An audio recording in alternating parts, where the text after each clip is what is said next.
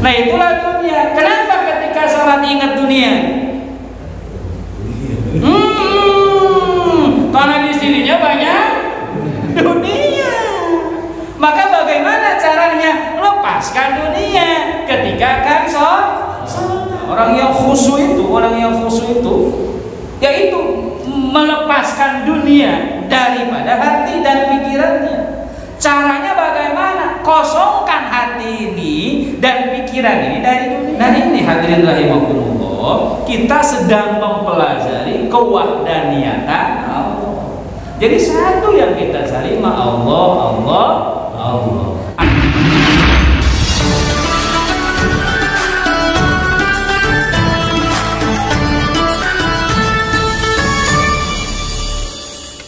Assalamualaikum warahmatullahi wabarakatuh.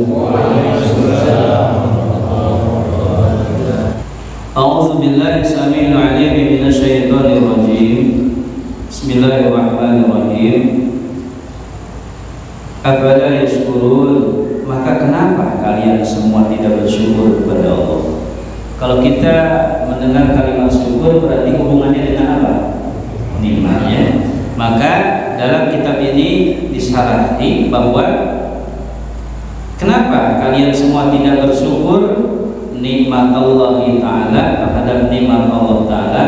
Fahadihi, maka ayat ini tadul ala wahdaniyatillahi Ta'ala, ini menunjukkan kewahdaniyatan Allah Subhanahu wa Ta'ala.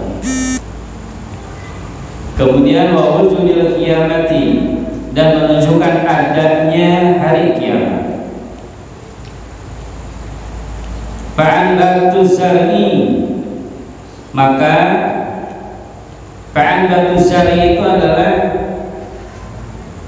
kalimat yang mengatakan bahwasannya Allah Subhanahu wa Ta'ala menjadikan tanaman-tanaman wal hububati, dan macam-macam biji-bijian minal ardil mayyitati bil maqam, dari tanah yang tandus, tanah yang keras, bil maqoni, dengan air hujan. Sekarang kan sudah nampak ya. Kita lihat hujan sudah mulai sekali-kali datang ya. Saya 2 hari yang lalu ke Tasik, nanti Tasik baru seperti tadi belum turun hujan. Kalau dari Garut sudah seperti kita, makin banyak turun hujan dan besar. Pirobi dalam musim hujan, semi. Waja'alaha, dan di atas bukit tersebut dijadikan yabisatin kering fil kharifi, ketika musim kemarau.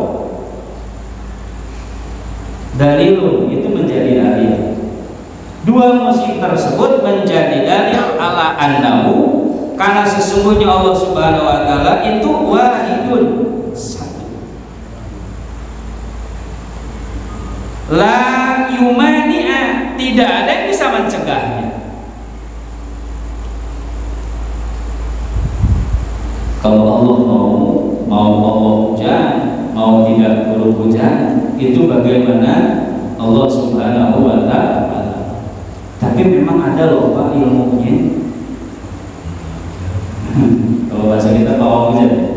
Saya nggak bicara pawang hujan. Ada ulama, ini cerita guru saya, sampaikan begini. Jadi beliau ketika pondok, jadi gurunya mau pergi ke masjid. Ini kehebatan ulama nih Pak. Mau pergi ke masjid, gelap Pak hujan. Jadi gini Pak isarohnya itu. Begini terang Pak. Begini terang. Lari.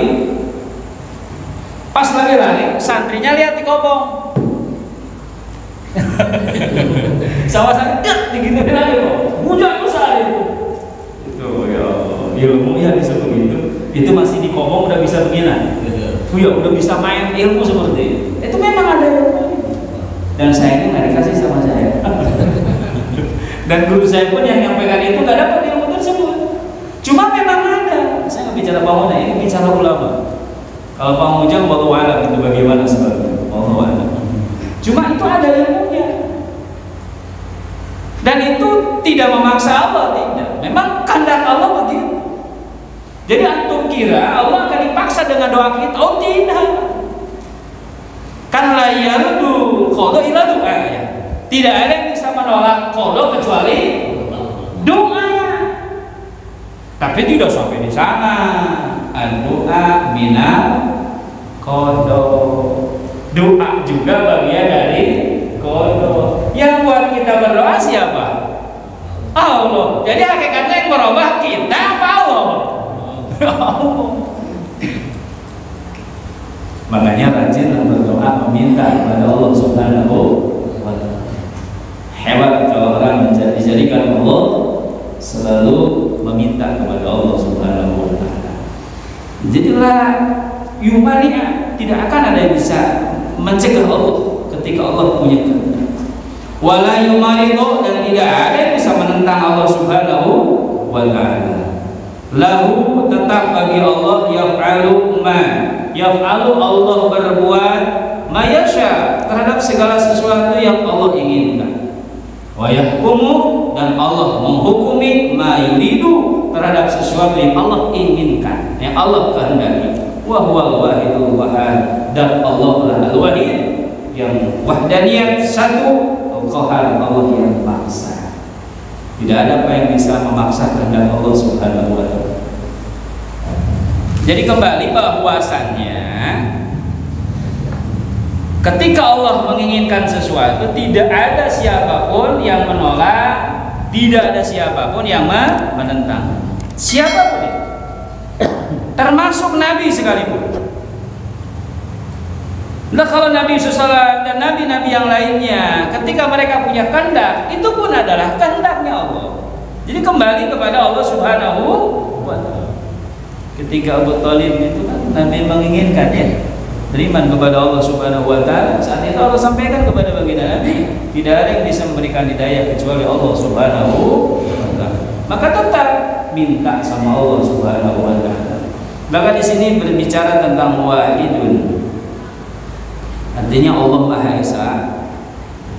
Maka ketika seseorang bertorekat, ini bicara sedikit torekat, karena saya ingat pesan guru saya, torekat akhir zaman itu adalah tolawul ilmu. Mama Sungkur sampaikan, torekat akhir zaman itu adalah tolawul ilmu, mencari ilmu. Karena ada beberapa yang salah pemahaman, jadi masuk torekat itu jadi kaya, masuk torekat punya jabatan dan semacam. Saya teringat Al-Maqlah Abu Yauji sampaikan bahwasanya justru orang yang bertorekat itu adalah jabatan ditinggalkan, dunia ditinggalkan, harta ditinggalkan. Di dalam hatinya hanya satu, Allah, Allah, Allah, Allah. Itulah. Jadi bukan bertorekat mencari dunia, itu salah besar. Jadi justru orang bertorekat itu adalah meninggalkan dunia. Satu tujuannya adalah Allah Subhanahu wa ta'ala. Bahkan persis beberapa yang lalu saya ke Tasikmalaya, guru saya berpesan, disampaikan oleh ayahnya, bahwasannya jadilah manusia yang jadi bergerak sambil diam. Nah, kan sejatinya kalau bergerak hilang diam, kalau diam hilang bergerak. Ini kan definisi din ya, lawan gitu. Iya, la yastami'ani wa la yartafi'ani. Tidak bisa kumpul berbarengan, ya cicing ya besi, kan begitu ya. Nah, yang dimaksudkan cicing bari besi diam sambil bergerak itu adalah kitanya dia, tapi hatinya Allah, Allah, Allah, Allah. Bahkan ketika beraktivitas, bersosialisasi, ngobrol dengan yang lain, hatinya mah Allah, Allah, Allah, Allah. Itulah tauhid. Itulah Bapak, jangankan di luar sholat ya, kita mah lagi sholat juga seringnya lupa sama Allah. Ya Allah, berani kita ya. Maka ya Allah, kalau bukan dengan tolakul ilmi, mau bagaimana kita memperbaiki ibadah kita? Jadi saya sedang berbicara pribadi saya. Kadang ketika sholat banyak yang diingat, itu menunjukkan berarti hati ini penuh dengan apa? Dunia. Bapak gini Pak, ada seorang anak baca hafalan terus lupa. Kenapa dia lupa? Pasti jawabannya macam-macam kan? Kenapa lupa? Saya simpulkan ya. Kenapa dia lupa? Karena ada yang dihafal. Betul nggak? Dia menghafal terus lupa. Kenapa lupa? Karena ada yang dihafal. Tambah bingung. Contoh lain, ada anak nggak menghafalin sama sekali. Coba hafalkan. Kamu lupa? Kenapa dia nggak lupa? Karena nggak ada yang dihafal. Maka bapak jangan marah kalau anak lupa hafalannya. Kan resiko hafal itu lupa kan. Nah itulah dunia. Kenapa ketika sholat ingat dunia? Karena di sininya banyak dunia. Maka bagaimana caranya lepaskan dunia ketika akan sholat?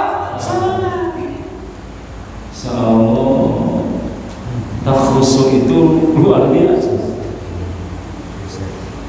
Orang yang khusyuk itu yaitu melepaskan dunia daripada hati dan pikirannya.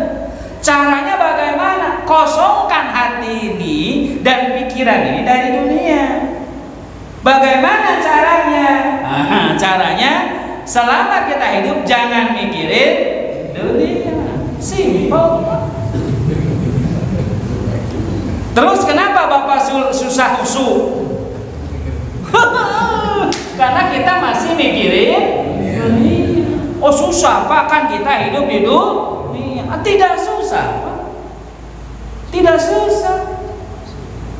Contoh gini Pak, orang yang nggak mikirin dunia, dia mau makan nggak dapat makan, pusing nggak?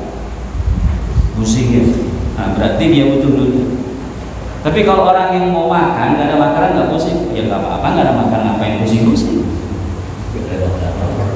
Iya, yang ada kan lapar kan. Maka pesan guru saya satu Pak, ingat, kita garis bawahi Pak. Ketika kita tidak punya beras, jangan khawatir Pak, asal punya nasi. Jangan dulu ketawa Pak. Kalau kita nggak punya nasi, jangan khawatir, yang penting nggak lapar. Bapak, sebanyak apapun nasi, kalau kita nggak lapar ya buat apa? Jangan khawatir Pak kalau kita lapar, yang penting tidak lemas. Ada nggak yang lapar nggak lemas? Oh, ada gimana sugesti atau Pak? Gimana keyakinan kita? Kalau yakin nggak apa-apa, nggak akan apa? Kalau kenapa-napa, akan kenapa? Karena pikiran kita itu bisa menjadi doa kita. Pasti hujan. Wah ribut. Ya Allah, mudah-mudahan nggak hujan ya Allah. Tapi mau payung. Nah, engkau hujan tapi mau itu kalau orang yang bawa payung udah siap apa? Iya itu di motor sampai kebut Pak, padahal di motor ada jas hujan. Kenapa buru-buru takut kehujanan? Coba majikan kan bawa jas hujan itu. Padahal nggak usah buru-buru, tenang, nggak ada apa. Ada jas hujan. Kita masih sibuk yang hujan oke Pak? Karena itulah dunia. Nah itulah yang membuat hati kita sempit adalah dunia. Makanya saya ingat satu ulama sampaikan ini tips ya, biar kita tidak pusing sehingga dunia ada di dalam hati kita. Ketika dunia ada di dalam hati kita, maka akan mengganggu sholat kita. Jadi tipsnya adalah cari dunia, cari rezeki itu ternyata bukan di dunia. Nyarinya di mana? Di langit. Nyari dunia itu bukan di dunia, cari rezeki itu bukan di dunia, tapi carinya di langit. Ternyata di langit sudah Allah bagi-bagi sesuai bagiannya Berarti kalau udah dibagi-bagi akan tertukar nggak Pak? Nggak bakalan, karena sudah dibagi-bagi. Kalau kita yakin sudah dibagi-bagi dan sudah tidak akan tertukar, maka ngapain sholat kita terganggu dengan mikirin itu? Kan semua pusing atuh, betul ya? Kan tadi nggak tahu dibagi-bagi. Kadang-kadang kan manusianya salah sih, nyarinya di mana? Di bumi, maka pusing. Carinya di langit, atau di langit sudah dibagi-bagi. Kalau udah tahu itu, yakin itu, maka nggak bakal pusing. Kalau insya Allah sholatnya akan maka lahir harus. Kadang saya melihat ada orang yang sholat buru-buru pulang, nggak wirid dulu. Padahal di rumah nggak ngapa-ngapain, nggak ada tamu, nggak ada yang kerja. Saya juga kadang begitu Pak. Pengennya pulang buru-buru, di rumah mana nggak ada yang dikerjain, maka mahal taufik. Maka Bapak alhamdulillah ya, rajin ke masjidnya, Allah kasih bisa berjamaah, Allah kasih bisa ta'lim, alhamdulillah. Ini keberkahan luar biasa. Nah ini hadirin rahimakumullah, kita sedang mempelajari kewahdaniyatan Allah. Jadi satu yang kita cari Allah. Adapun istri, anak, harta, jabatan, justru jadikan media untuk kita bisa memahami bahwa Allah itu satu. Kita punya jabatan, begitu saja jabatan hilang, ya biarin. Jabatan dikasih sama Allah, diambil sama Allah, gitu aja kok. Iya kan? Bukan karena saya nggak punya jabatan, bukan. Ini saya sedang menelaah ulama itu berbicara seperti itu. Kita dapat alhamdulillah, kita tidak dapat alhamdulillah. Emang ada yang salah yang Allah tentukan? Tidak ada Pak. Yang dikasih manfaat, yang tidak dikasih juga manfaat. Iya, itu sudah Allah tadi sudah dibagi-bagi. Ar-ridho bil maujud, ridho terhadap yang ada. Selesai Pak. Kalau orang yang ridho terhadap yang ada, pusing nggak Pak? Enggak ya? Kan sudah ridho, mal pusing. Kalau masih ada pusing, Bapak yang jawab. Pantas berarti pusing wae, berarti dari rumus ulama itu simpel. Iya, ridho terhadap yang ada, bahagia. Kenapa kita tidak bahagia?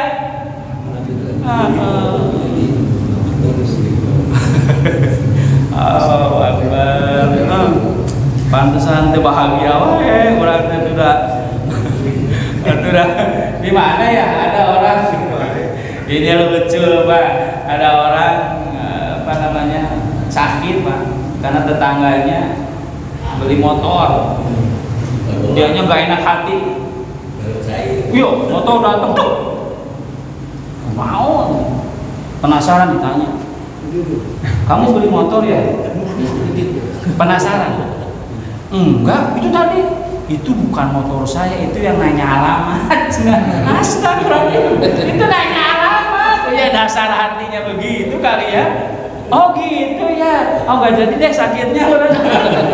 Tadi namanya kering meyakinkan, mun bener kering, buru-buru berobat. Untung masihkeun heula, tanya bawa hadiah, bawa apa, bawa niat dibikeun ka urang kan wallahu alam. Nah itulah kalau orang-orang yang gak ridho bil maujud, tidak ridho terhadap yang ada, Pak punten capek. Makanya apa urusannya sih dengan kebahagiaan orang lain? Biarin. Justru alhamdulillah dia bahagia, kita ikut seneng. Coba kalau punten Pak, punten bisa. Kalau salembur barang sakabeh ini kumahiu. Ya itu atuh. Ada yang mau melahirkan kabeh, itu bukan lawan mobil. Coba ada satu saja yang punya mobil. Oh, alhamdulillah. Kudu riwah ngurus mobil bisa melahirkan diantar dengan mobil, kan begitu simpelnya. Maka nggak ada masalah. Yang punya manfaat, yang nggak punya bisa mendapatkan manfaat. Pak, kalau yang kaya punya pahala karena ada yang miskin kan? Coba kalau yang kaya semuanya sekompleks alam dunia, semua mujaki, bahwa mustahil tidak akan manfaat kan? Bisa bermanfaat karena ada mustahil, ada muzaki, ada mustahil. Itu ada kemanfaatan dua-duanya. Allah menginginkan yang kaya mendapatkan kebaikan, yang miskin mendapatkan kebaikan. Maka sebetulnya kemuliaannya sama, dan semuanya itu Allah jadikan baik.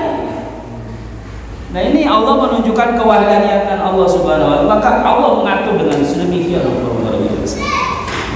Wa fi kulli syai'in lahu ayatun tadullu ala annahu wahidun. Ini ada syair yang luar biasa yang disampaikan oleh musannif. Wa fi kulli syai'in, dan terhadap segala sesuatu, lahu, tetap dari sesuatu tersebut, ayatun adalah ayat, ciri, tadulu yang menunjukkan ayat tersebut, ala annahu, bahwa sesungguhnya Allah al-wahidu, yang maha esa. Alhamdulillah, hadirin rahimakumullah. Kalimat-kalimat ini menambah keyakinan kita akan kewahdaniyatan Allah Subhanahu wa taala. Jadi kadang-kadang manusia itu sadarnya itu udah beberapa waktu yang akan datang. Oh ya, andai kata saya masih seperti itu. Oh, tapi kejadiannya begitu. Saya sering mencontohkan, punten ini mah diulang-ulang biar paham. Tukang beliung, Pak. Nah, ini mah tidak berbicara nyata tidak nyata, ini berbicara maknawiyah. Jadi ada tukang beliung, Pak, itu suka rombongan. Seperti tukang pindang dari Cilamaya itu satu mobil berangkat. Ini satu tukang beliung ketinggalan, Pak. Jadi 5 orang ini satu mobil, yang satu ketinggalan. Karena ketinggalan setengah 6 dia baru keluar, jam 5 mereka sudah berangkat, semua berangkat. Apa yang dirasakan oleh yang ketinggalan? Ya Allah, tinggal bororah batin ya modal mah, peuyeum geus rasa. Tapi ya begitulah kenyataannya. Mau tidak mau dia berjalan dengan sedih hati kan? Sedih hati atau Bapak tinggal deh kumaha dagang setengah genep di dia dengan sedih hati jalan. Sekian setengah kilo, pas 1 kilo mau mendekati 2 kilo itu apa kerumun-kerumun. Itu ada kejadian apa ini jam 6 itu ramai begini ada. Dilihatnya ada mobil masuk sawah, Pak. Dilihat ini kenal mobilnya ini. Ini mobil rombongan 4 tukang peuyeum tadi, Pak. Dilihatnya masuk semuanya kemana? Nyakat peuyeum ka sawah atuh, Pak. Kumaha kajual. Tadi mah dia sedih hati pas melihat begitu. Alhamdulillah. Ya Allah, coba kalau saya tadi nggak kesiangan ikut mobil, mungkin saya menjadi nomor 5 yang masuk ke dalam.